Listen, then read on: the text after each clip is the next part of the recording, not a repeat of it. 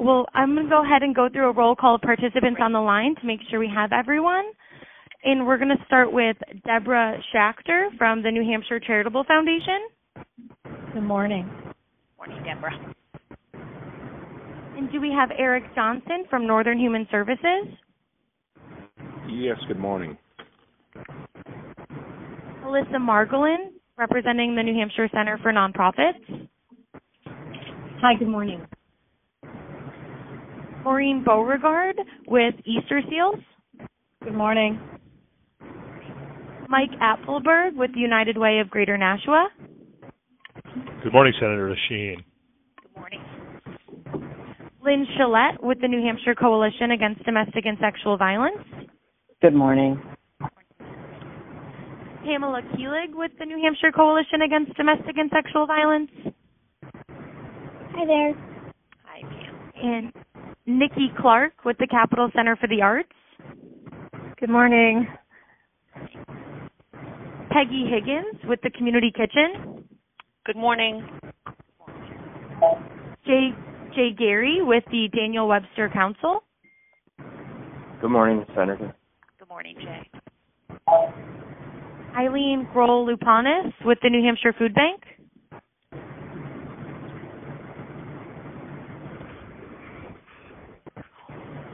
Well, we can give Eileen a moment to call in, and with that, I also wanted to flag the press that are on the line. We have Paul Hayes with the Caledonian Record, WMUR, as well as a reporter with the Union Leader. And with that, I'll hand it over to Senator Shaheen for some opening remarks. Well, thanks, Madison, and thank you all very much for joining the call.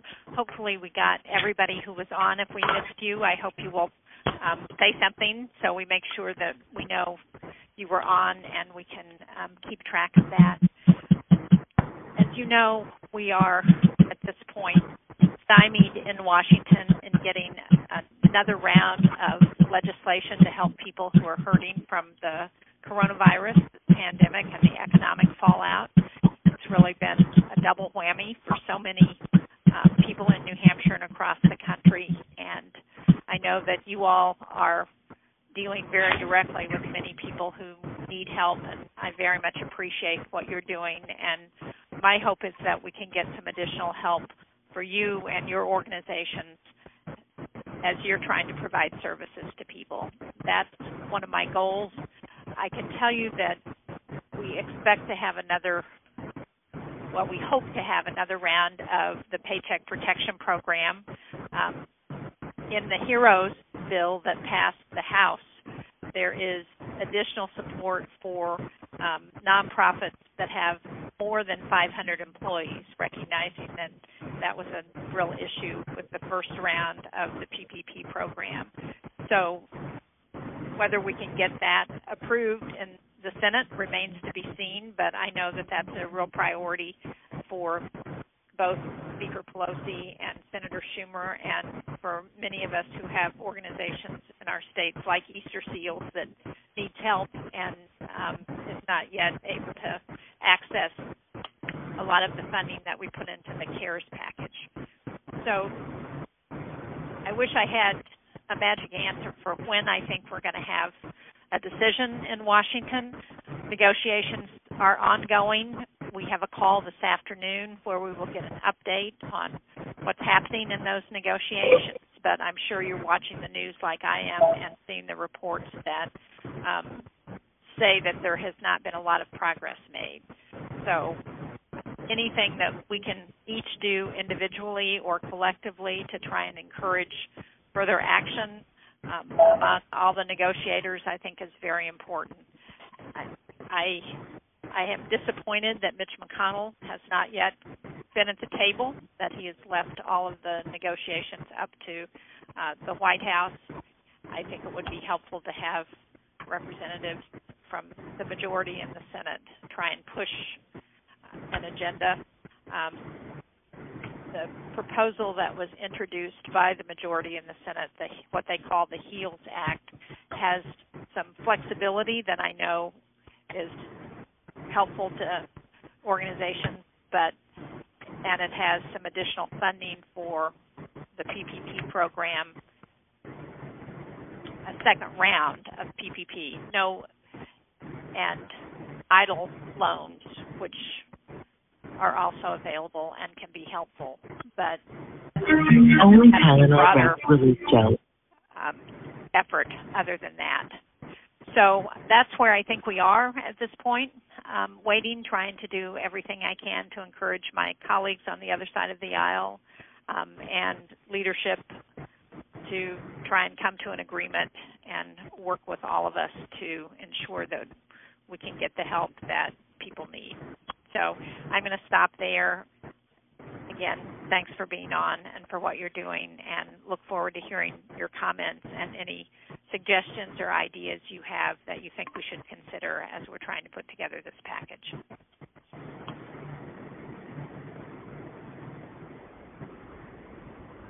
So, Madison, let me send it back to you. I think you're going to go through the list of folks who are on the call. Make sure you're not muted. Thank you, Senator. And if we could ask folks, before we go through the roll call list one more time, if folks could just take a look to make sure their line is muted so we can minimize any feedback, that would be great. And we will go ahead and get started with Deborah Schachter from the New Hampshire Charitable Foundation. Thank you so much, Senator and Madison and other staff. Really appreciate all your efforts and advocacy on behalf of the nonprofit sector. As the largest funder of nonprofits in our state, we know that philanthropy has an important role to play, but that we have to operate in close partnership with the public sector, and support in the form of relief, whether PPP or funding under the CARES Act for particular components of the nonprofit sector, including funds that have been set aside for several programs, including a nonprofit emergency relief fund that we expect will be announcing awards soon. All those pieces have been critically important, and we expect that those funds will provide urgently needed support to many hundreds of nonprofits in our state. And at the same time, what we're very clear about from everything we're seeing is that it's not sufficient to meet the need, and that critical nonprofits that run the spectrum from those that help directly to mitigate the public health and economic crisis to those that broadly contribute to the economic and cultural and civic vitality of our state are hurting. And you'll hear from many of the leaders and experts on the call. We've played a direct role in helping the state to administer the nonprofit emergency relief fund. We had over 1,000 representatives of the sector that attended webinars to learn about the program. There were close to 600 applications for that program, and again, need outstrips relief available, but those funds are very important, and I would suggest that any future relief, will be critical. One of the suggestions that we have is that we noted the constraint on applicants of standing up new programs or expanded programs to address the needs that they're seeing in the community, especially among those who are most vulnerable, because of the hard stop of December 30th for use of those CARES Act funds. It's obviously pretty difficult for an organization to expand its work with funding that will end, although the need will continue, whether that means hiring new staff or expanding services or what have you. So as helpful and important as those funds have been and will be, we hope that any future support would take into account that this recovery is going to be a long horizon, and that nonprofits, which form such a critical part of the community response and safety net, have as much flexibility as possible in using relief dollars to meet community needs over the full expanse of time that those needs will be emerging in our communities. Finally, just a quick word, because I know time is short and many people have things to say. We are bringing philanthropic dollars to bear. Our donors have been very generous the foundation has been able to move close to $9 million in support this year, much of that brand new grants to hundreds of nonprofits, and also releasing early some grant dollars that were due to go out in future years. And we hope to continue to be as responsive as we can, but again, recognizing that charitable dollars are only one braid in the strand. So again, we thank you for all your efforts, and if we can provide any information or assistance going forward, we're of course pleased to do that at any time. Thanks very much, Deb. And the flexibility piece is something that I've heard from virtually everyone who I've talked to about any funds that are coming back to states and local communities. And I think the good news is that we've seen in both proposals that are currently on the table from the Republican majority in the Senate and the Democratic majority in the House, that they include that increased flexibility for use of funds, which I know is so critical to everybody. So that's the good news. There is bipartisan support for that, it appears. Thank you. Thank you, Deborah. Next, we have Eric Johnson from Northern Human Services. Yes, good morning, Senator. Thank you for making yourself available. We appreciate it. I'll be brief also.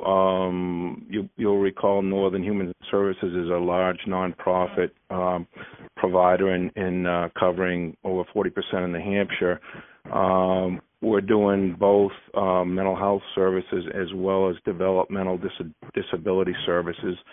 One thing that would be helpful is if in the next legislation at the federal level, the threshold for the employee count that you mentioned earlier could be lifted beyond the 500. That would be very beneficial for our organization, as you know, as we didn't qualify for the initial round. Additionally, because we're both a Medicaid and a Medicare provider, when the CARES Act provider relief funds were rolled out, we received a small Medicare payment without a request, but that has precluded us from applying for the Medicaid supplemental payment, which is would be significantly helpful for us because we're primarily a Medicaid provider. Like 80% of our revenue is Medicaid. And I've spoken with your staff. They've been great. They're looking into that question for me. But what I've read so far is that if you did receive an initial Medicare payment, you're not eligible to apply for the Medicaid supplement, and that's a real concern that I have as a unique provider, being both a Medicaid and Medicare biller. Then I'll just end with where we're at service-wise. We still have many employees out. We've lost some employees to other employers because we haven't been able to get them back because we have quite a few individuals that we serve who are still not back into daily services. So we are concerned about as services need to ramp up, whether or not we're going to have the workforce to meet the needs of the individuals that we're supporting. So that additional payroll protection support would also help in that regard. And I guess that's it. I don't want to take too much time, but I really appreciate you keeping the North Country in mind and helping us to try to keep the lights on up here. Well, thanks, Eric. And I know that Peter Clark and Peter Fies, I think, are both on the call, as is Robert Hinson and Sarah Holmes and Ariel Marshall, who is my LD. And I know that we have been working on the Medicare, Medicaid issue, and if we aren't able to get around that through the agency, we will see if we can include something in a next package to try and address that, because I appreciate that that's a real challenge. Thank you. Thank you, Eric. Next, we have Alyssa Margolin, representing the New Hampshire Center for Nonprofits. Thanks, Madison. Good morning, Senator. Good morning, everyone. My name is Alyssa Marglin. I serve as a public policy consultant for the Center for Nonprofits, covering for Kathleen Reardon, the center's CEO, this morning. I know Kathleen would also want me to start with expressing our gratitude for your leadership and commitment to the nonprofit sector. You won't be surprised to know, Senator, that our nonprofits in our state have done a wonderful job in navigating this very trying time, increasing services in many cases, navigating new programs, working in close partnership with our philanthropic partners. Our state has really come together, and I think we can all take a moment to be really proud of all the work we've done. And I think the new tools that we have and the commitment of the partners who have been administering these tools have amazed us with standing up new programs so quickly, and filling in liquidity challenges with philanthropic dollars while we wait for grant awards and loans to come through. If we're noticing anything statewide among our members and our stakeholders more broadly, I would say that it's kind of a pivot from initial reaction to the pandemic, adjusting to all the new requirements and the needs of, in some cases, services or clients or patrons, and wondering about longer-term operational viability, not really being able to plan or understand the landscape of what's coming, dealing with a different economy, understanding that our strategic plans that we wrote pre-pandemic are probably no longer in play, and so we have been working closely with our national partner. The National Council of Nonprofits had been very focused on HEROES and HEALS, and particularly the flexibility that HEALS had proposed around that December 30th deadline. My understanding is that the proposed language was 3 months after the end of the fiscal year, which would have given us an entire new year to utilize those funds, which would be a real game changer. Of course, with these executive orders, we're all scratching our head and wondering where to put our advocacy most strategically, and continue to work in partnership with your office so that we understand the lay of the land at the moment and how we can be most helpful. So thank you again, and we are here for you and look forward to being an ongoing resource as we work through this time together.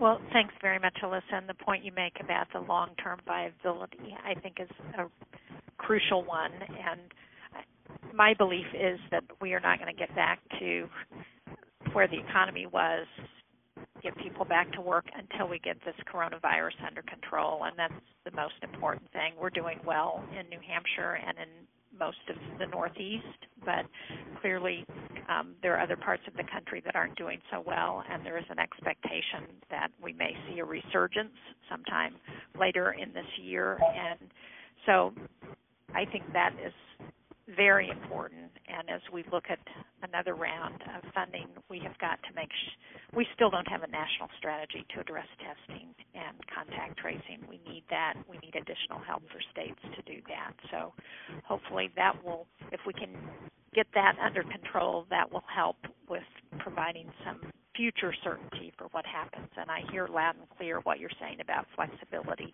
We have got to make sure that that's in whatever is passed in Washington.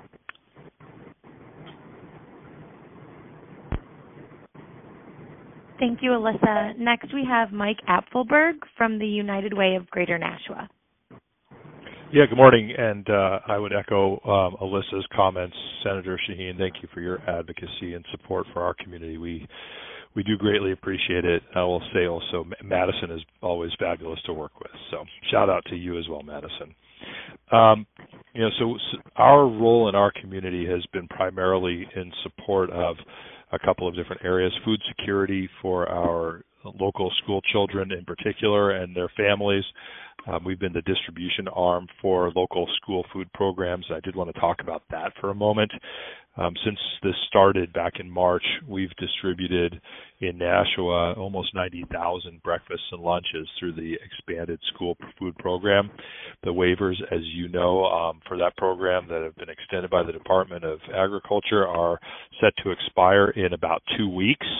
I would be remiss in saying that that doesn't just slightly horrify me, because as of September 1st, within a week or two of that, we're planning on going back to school, and we really literally have no idea how we're going to pay for the feeding of children in a remote model or a hybrid model.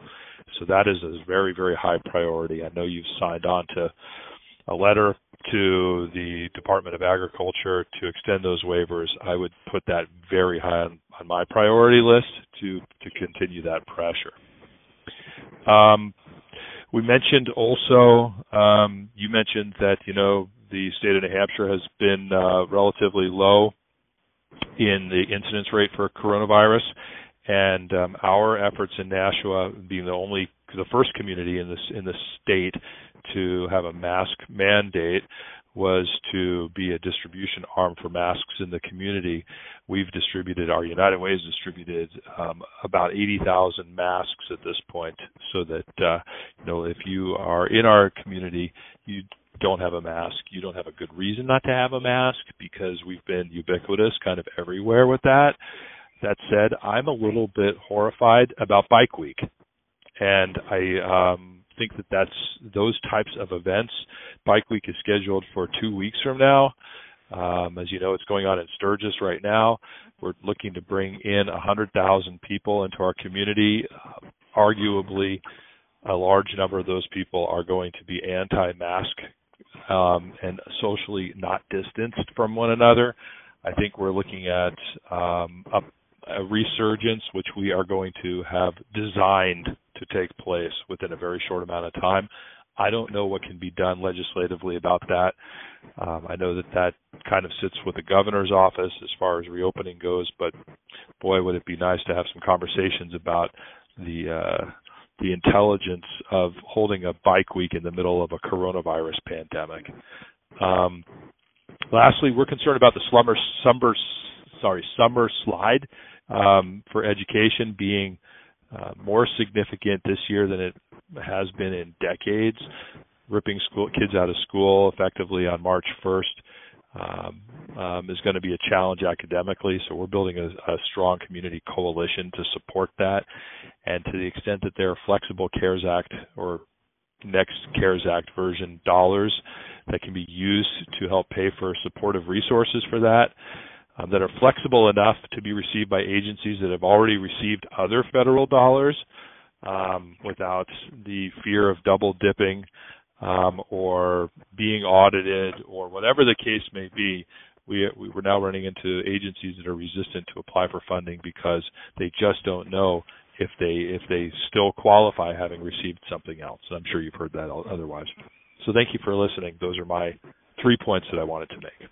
Can I ask, Mike, when you say support for that agencies are supporting efforts to get kids back in school, what kinds of things are you seeing from other agencies in Nashua that it's always helpful when I can cite specifics?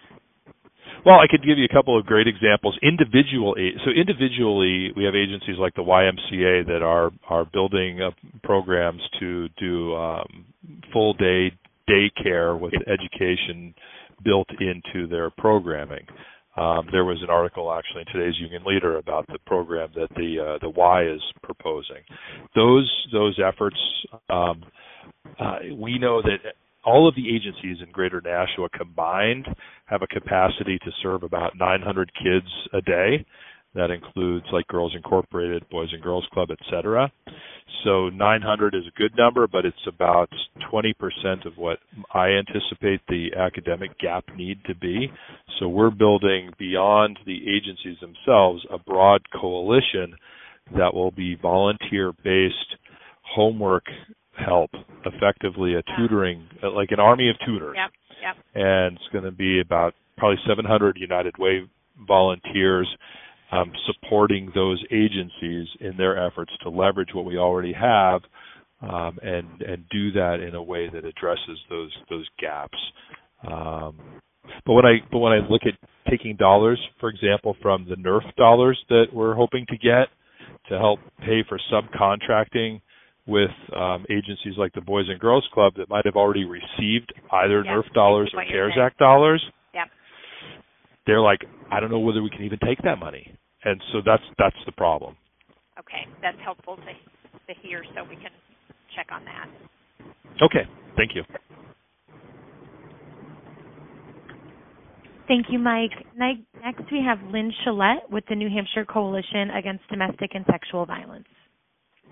Good morning, Senator Shaheen. Thank you for giving us this opportunity, and thank you for all of your leadership and support of survivors.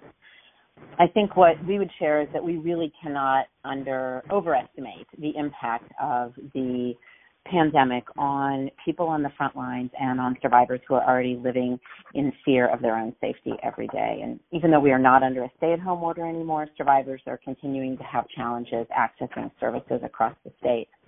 Some of the things that we're seeing a lot of is an increase in calls where survivors are also experiencing mental health crises. We're waiting to see the full impact of the eviction moratorium being raised on survivors who are seeking housing, particularly as we're seeing more phone calls where survivors are experiencing increased lethality in their homes. We've been fortunate to collaborate actively with the courts on developing a remote filing system for protective orders, but nonetheless, we've seen that the number of petitions that have been filed have decreased significantly. So some of the things that the crisis centers have been doing around the state to respond, someone used the word pivoted earlier. I'd say the crisis centers have pivoted in unimaginable ways. We are providing high levels of shelter services. Our shelters continue to be beyond capacity. Looking at the shelter in Concord as an example, they have 16 residents there now, which is a large shelter for our program. And they're also sheltering 4 families in hotels right now. And sheltering in hotels brings a whole host of challenges when families are far from food sources, may not have access to public transportation, and of course it's difficult to provide other services they may need, like support groups or court access from the hotels. 11 of our 13 programs have gotten text and chat services up and running, which is on the one hand exciting because we're being able to provide services to people we may not have reached before, particularly teens and young adults, but these are very time-consuming services. We're also in the midst of really changing our approach to prevention education, reflecting earlier speakers' comments about the fact that so many schools will not be in the classroom this fall, trying to figure out how to modify those curricula to make them available to children and to families. Overall, I would say one of our most significant concerns is the impact of this increased stress level and increased service provision on the advocates in the crisis centers. So to your question about what can be done, I have three quick requests and then perhaps a question to throw out. One is continuing to look at the request for increasing funding for sexual assault services. We're pleased that there's been a lot of attention on domestic violence. Unfortunately, I think that has panned out is that maybe there hasn't been a recognition of the impact on rape victims' lives of the pandemic and of the isolation that comes from it. The second request would be to waive match requirements at the federal level. I know in the earlier packages there have been some steps made forward to create greater flexibility around that. It's still left in the hands of state administrators, and if there could just be match requirements waived at the federal level, it would be so very helpful. Also, the federal funding sources have significant data collection requirements attached to them. And as we are seeing advocates work so many more hours and work so much harder to respond during the pandemic, if some of those data collection requirements could be eased, it would certainly help the folks on the front lines. And the last question I would leave with is kind of a longer-term question. When we look at what has happened to federal funding after national crises in the past, we would love to be part of a conversation about how we will prevent a dip in federal funding for victim services once this COVID funding does come to an end. A very important point. Thanks, Lynn. And we will be advocating through the Commerce, Justice, and Science Appropriation Subcommittee that has the Office of Violence Against Women in our portfolio for additional funding. Okay. Thank you so much. Thank you, Lynn. Next, we have Nikki Clark with the Capital Center for the Arts. Good morning, Senator. Thank you for having me on this call, and thank you for your support, including the arts sector. I feel like I always have so many things I want to say, but I'm going to try to be as succinct as possible here. And I have been working, I will talk mostly about the Capital Center for the Arts, but I will say this pandemic has brought the arts sector closer than it's ever been. We have really been working together, both on the reopening guidelines and just trying to figure out all the creative ways to keep going. Because obviously we were some of the first sectors that had to close down, and because COVID is the way it is, having people in large numbers of people indoors is still not safe. So there's been a tremendous amount of creativity going on of trying to pivot, because obviously in this pandemic people have turned to the arts a great deal to find comfort, find solace, find each other, get inspiration. Most of it obviously has been online.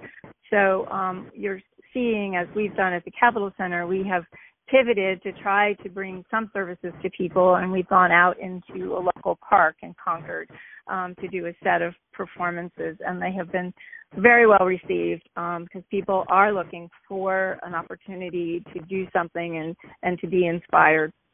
Then we are all also trying, and the Capital Center just did its first indoor presentation this last week, trying to incorporate all of the guidelines that we're supposed to be following. Not easy, but we did it.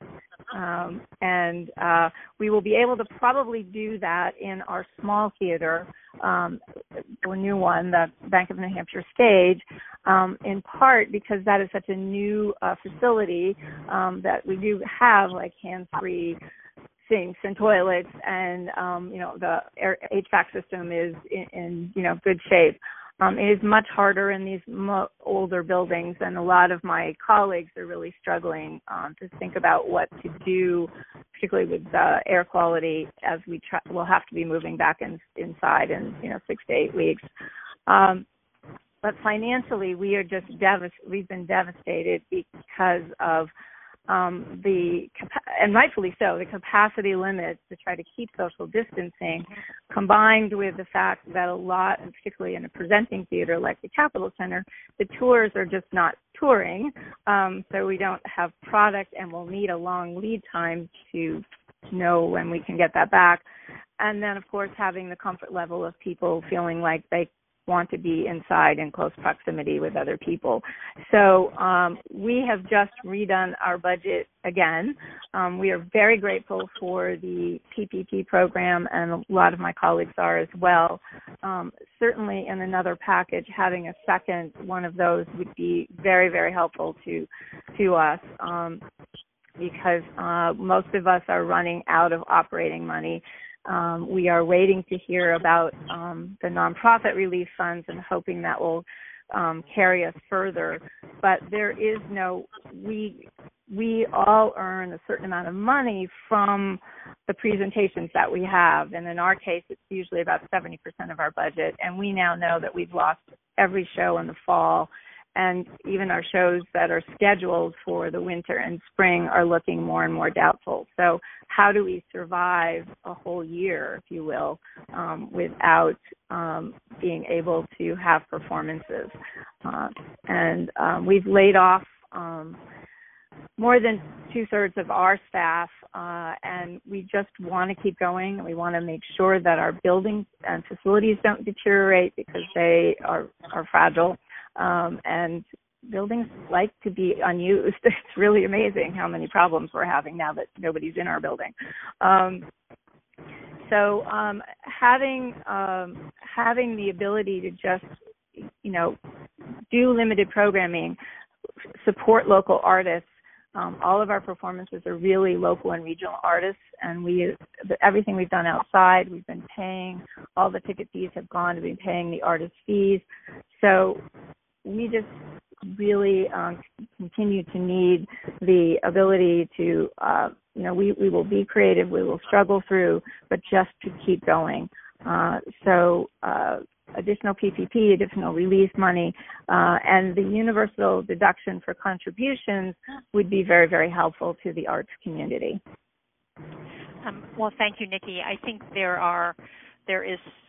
we are cautiously optimistic that if we get a package, we will see an expanded charitable deduction in that, which would be above the line. So we think it would do a lot to encourage deductions, and we have bipartisan support for that. I'm an interesting coalition of folks, so I do think there's a lot of support for that. There's also support for independent entertainment venues. I'm a co-sponsor of something called Save Our Stages Act, to create a grant program for small live venues, and I'm hopeful that there will be something in this next package that can help the arts and entertainment community. Well, thank you. We really do appreciate that. And Save Our Stages, I mean, those are a lot of the small independent venues that are, some of them are for-profit venues, but those of us who have them in the nonprofit sector. But I will give a shout out to our museum friends and our other producing theaters that they are struggling as well as, the independent venues that operate in that other model. So keeping both sides alive is important. Yes, and I am the one area where there seems to be a fair amount of agreement is around a second round of the PPP program, as I said earlier. So hopefully, that would see that as an option as well. Yes. Thank you, Nikki. Next, we have Maureen Beauregard with Easter Seals, New Hampshire. Good morning. Thank you, Senator Shaheen, for your continued advocacy on behalf of the sector and like every part of the sector, the arts and services and everything. So thank you. There's so much of what others have said that rings true for Easter Seals, and I'm not going to repeat what they've said. So the things that I'm looking at, that we look at here at Easter Seals, is the ability to have flexible funding to help us to reimagine, that's what we're calling it, our programming, and in particular, like the use of technology and the need to really invest in that infrastructure so that we can continue to provide great services to those we serve. And it really is foundational to how we move forward. The other thing that I'm thinking about is the one person talked about the air handling systems, and that in particular is very worrisome for us. And in the state, they're starting to look at long-term care facilities, of which we have one. And we have child care centers and we have individual homes, and the thought of the impact of the HVAC or air handling systems is a little overwhelming.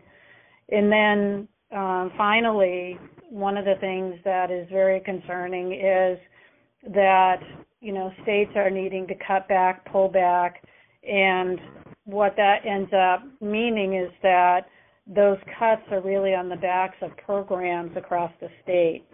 One example is that, there was going to be a dental program for adults in the state, and while the bill passed, it's unfunded. And I'm concerned about programs that rely on funding being cut. I don't know by how much the state or the federal government may cut that, but that is my huge concern, that we're going to make it through this and then we're going to get a whole nother round of cuts because states need assistance in filling their coffers to be able to ensure that services continue. Those are the big items, and I appreciate you listening. Thanks, Maureen. And one of the things that I think probably most of you on the call know if you've been watching the news is that one area of disagreement is whether we're going to support state and local governments in another round of assistance. There was a lot of money in the HEROES Act, about $1 trillion for state and local governments. There is nothing in the HEALS Act coming from the majority in the Senate. And as I have talked to local whether it's mayors, municipal officials, water officials, people around the state, they are hurting, and unless we can provide some help to them, they're also looking at having to lay people off and reduce services. I know it's a challenge for everyone, so I am hopeful that we can get some agreement that will recognize the need to continue to support state and local governments and the flexibility to be able to use whatever federal dollars are there to replace revenues that have been lost. As I'm sure you all know, when we held out on the CARES Act, one of the reasons was because of the unwillingness of certain people in the Senate to support state and local governments. We were able to get agreement, bipartisan agreement. I'm hoping we can do that again. Thank you, Senator. Thank you, Maureen. Next, we have Peggy Higgins with the Community Kitchen. Good morning, Senator. Thank you. Thank you to you and all your staff for all your support of the nonprofits. I am sitting in for Phoebe Bray, the executive director today, and I'd like to just give a update of what we're doing here at the kitchen. We have still been open. We've been open since this started. We are serving our clients in a modified mode. Our numbers in hot meals have increased. We serve an evening meal, and instead of people coming into the dining room, we serve like a takeout. Those numbers have increased. Those people very often are the ones that really have no other option for that daily meal. So that has been, and we are doing regular meals, not sandwiches. It's just the regular meal that we would do inside, but without the distance issue. Many of our people miss that because they do like that to meet with other people. Sure. But it has been working. And our pantry program, what we do is we do basically the same thing. And we are giving out food boxes that will people bring home and use at their home, non-perishables, meat, things like that. So nobody comes into the building. Everything is pre-packed by our staff. Those numbers, March was a little lower, but the numbers have pretty much leveled out. We have found that some of the elderly people were not coming because, of course, they were concerned about the virus. And that's a concern to us that they weren't coming. The numbers do seem to be leveling out, and we have new families, of course, because people are laid off, kids are home from school, that kind of thing. We have worked in collaboration with Southwestern Community Service and Monadnock Family Services we put boxes together. They deliver them to their clients. They have buses. They take them to their addresses so that will alleviate the number of people in our building or even in line outside our building. So that's been a huge help. The program with the school lunches that Michael had mentioned, we collaborate with those. The library here in Keene is open for lunches for students and their families in the area. So we do not have any immediate plans to go back to the way we were doing things. Once the cold weather comes, we will have to relook at that, especially for the hot meals. Because unfortunately many of the people that come have nowhere else to go. And when you have those temperatures that we will, we will have to come up with some kind of plan for that. And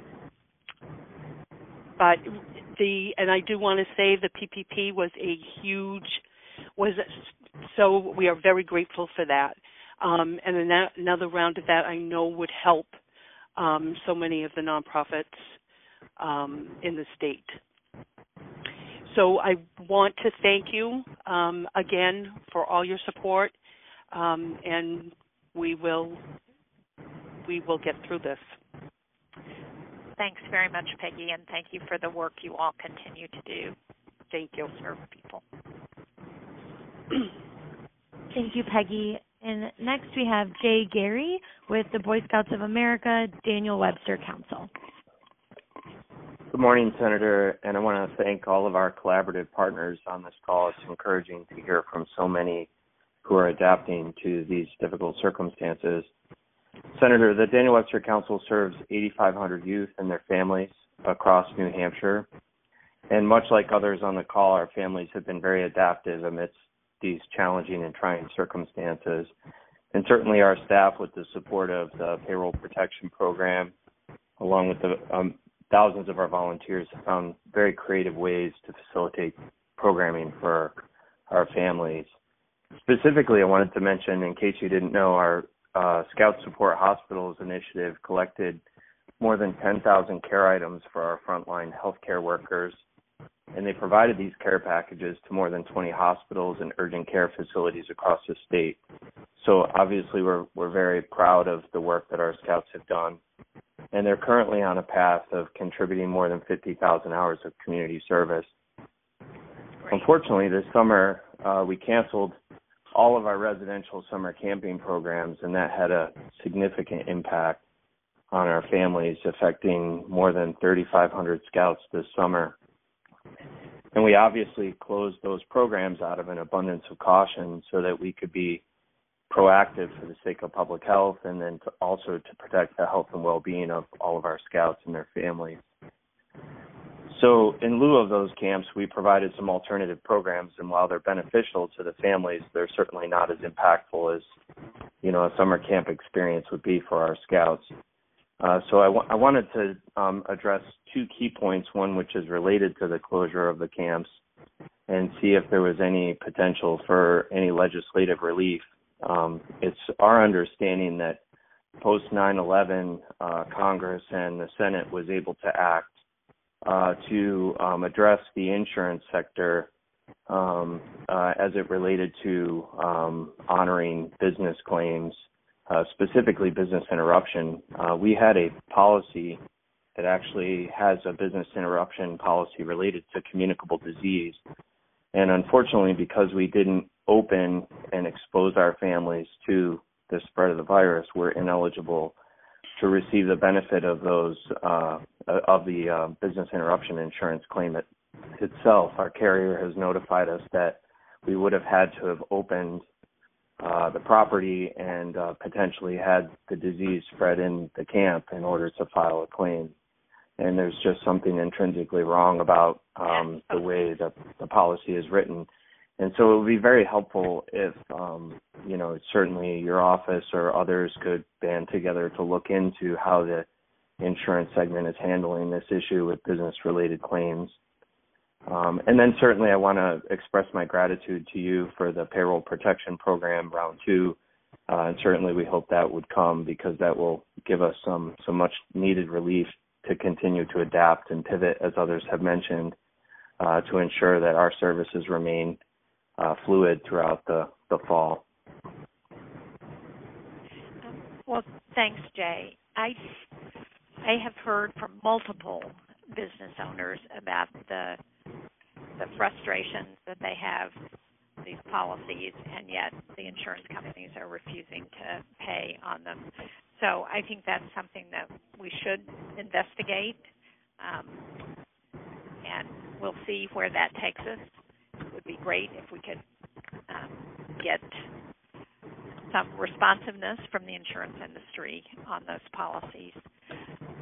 The other thing that I am hopeful that we will have is some support for child care in the next package. And depending upon how the state defines child care. It does cover many of our camps, and not overnight camps so much, but day camps. And so I'm hopeful that there may be some relief there.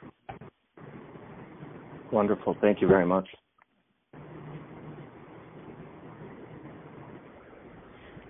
Thank you, Jay. And was Eileen Grohl-Lupanis from the New Hampshire Food Bank able to join us?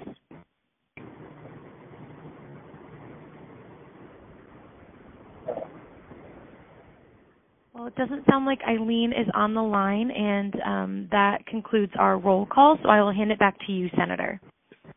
Well, thank you. Hopefully there is nobody else that we missed on their line. If there is, please speak up so we can hear from you. If not, I want to thank you all again for being on the call this morning, for your really positive, constructive suggestions about what we ought to be thinking about in any second round of assistance to respond to the coronavirus and the economic fallout. And I hope that we will see a breakthrough soon that will allow us to address some of the issues that you all have raised. I appreciate that we have so many people who are struggling, including you and your staff as you continue to try and provide services to people. So I will be doing everything I can, and I know the same is true of the other members of the congressional delegation, to respond to the concerns you've raised here and to try and make sure that we get some help in Washington. So we will continue to keep you informed. I know you hear from Madison regularly, and feel free to reach out to our office with any other suggestions or ideas, concerns, any way that we can help you. We will try and do that. So again, thank you all so much.